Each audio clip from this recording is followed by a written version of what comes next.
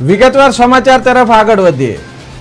ગાંધીનગર ખાતે મહિલા અને બાળ વિકાસ મંત્રી ડોક્ટર મનીષાબેન વકીલ દ્વારા ગાંધીનગર ખાતે બાલિકા પંચાયત તાલીમ મોડ્યુલનું વિમોચન કરવામાં આવ્યું।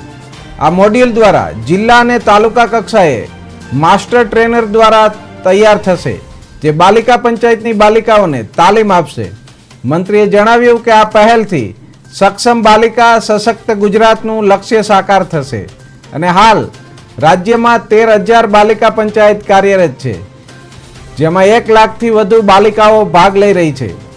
મોડ્યુલ યુનિસેફના સહયોગથી તૈયાર કરવામાં આવ્યું છે, જેમાં પોષણ, એનિમિયા, જેન્ડર આધારિત ભેદભાવ, નેતૃત્વ, પંચાયતી રાજ, બાળ અધિકાર અને સલામતી તેમજ કિશોરાવસ્થા વિષયક માહિતી સામેલ છે।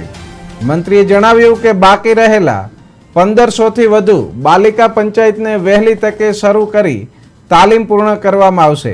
આ પહેલથી ગ્રામ્ય સમુદાયમાં બાલિકાઓના સશક્તિકરણ, જન્મદરમાં સુધારો, ઉચ્ચ શિક્ષણ અને સુરક્ષા સલામતીને પ્રોત્સાહન મળવાનો છે।